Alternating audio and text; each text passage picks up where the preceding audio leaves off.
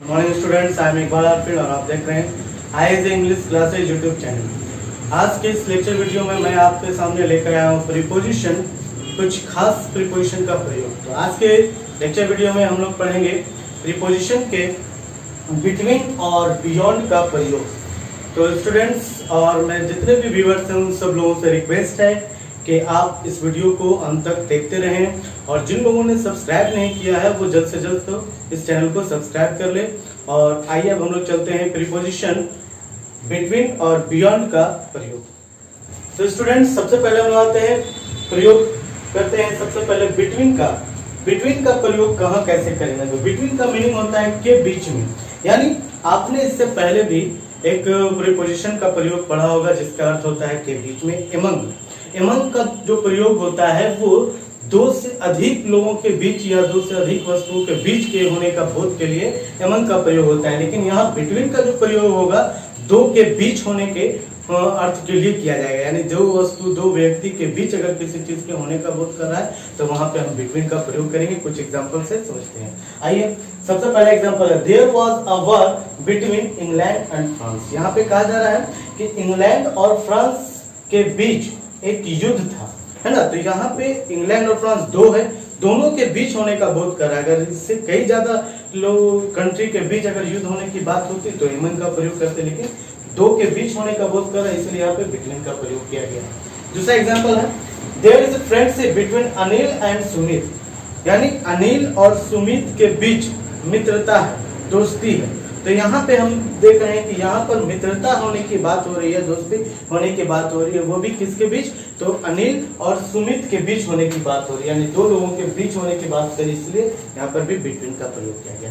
तीसरा एग्जांपल है, have some differences between you and me, तुम में और मुझ में कुछ अंतर है।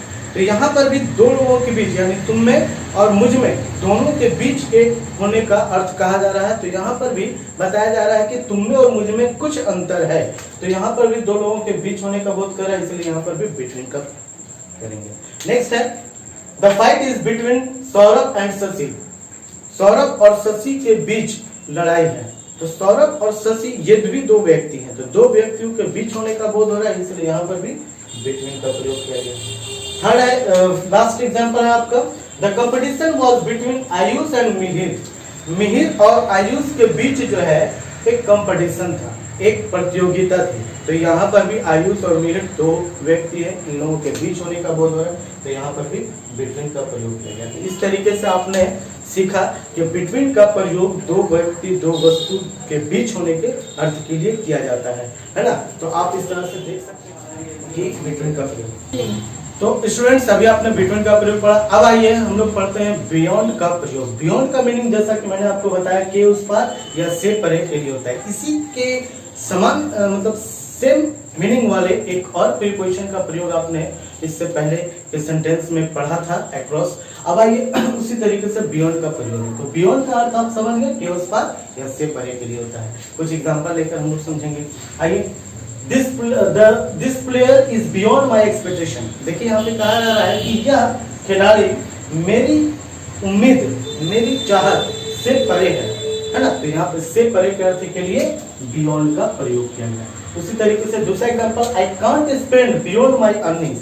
मेरा जो इनकम, अर्निंग्स का मतलब इनकम, आमदनी, मैं अपनी आमदनी से ज्यादा खर्च नहीं कर सकता या आमदनी से परे खर्च नहीं कर सकता। तो यहाँ पर बियॉन्ड का अर्थ से परे या ज्यादा। देखिए बियॉन्ड का दूसरा अर्थ ज्यादा भी होता है, अधिक भी होता है, ठीक है। लेकिन अर्थ के में कहीं ना कहीं से परे का अर्थ आता है। तो उसी तरीके से I can't spend beyond my earnings, यानी मैं अपने आमदनी से ज्यादा या मैं आमदनी से परे नहीं खर्च कर सकता। अगला है, this is beyond my thought your thought, sorry this is beyond your thought. तो कहा जाता है कि यह आपके सोच से परे है, यानी आपके सोच से बाहर है ना। तो से परे या बाहर के लिए बियॉन्ड का प्रयोग किया गया। नेक्स्ट एग्जांपल है, there is a small village beyond this river. इस नदी के उस पार एक छोटा सा गांव है ना। तो के उस पार के अर्थ के लिए यहाँ पर बियॉन्ड का प्रयोग किया गया, है ना। उसी तरह एक लास्ट एग्जांपल हम लेते हैं, Santosh has gone beyond the reach of his enemy. Santosh Santosh अपने दुश्मनों की पहुंच से आगे, तो अपने दुश्मनों से पहुंच के परे जा चुका है। तो यहाँ पर से परे या के आगे जाने के अर्थ के लिए बियॉन्ड का प्रयोग किया। तो इस तरह से आपने देखा कि आज के इस लेक्चर वीडियो में हम लोगों ने पढ़ा प्रीपोजिशन बिटवीन और प्रीपोजिशन बियॉन्ड का प्रयोग। इस तरीके से आप प्रीपोजिशन बिटवीन और बियॉन्ड का प्रयोग को बहुत अच्छी तरह समझ चुके होंगे और मैं उम्मीद करता हूँ ये वीडियो आपको बहुत अच्छी तरह से पसंद आ रहा होगा। आप इसी तरह वीडियो को देखते रहें, लाइक करें, शेयर करें और अगर कोई प्रॉब्लम हो तो कमेंट में आप कमेंट बॉक्स में जरूर कमेंट करें। आज के वीडियो के लिए इतना ही, थैंक यू।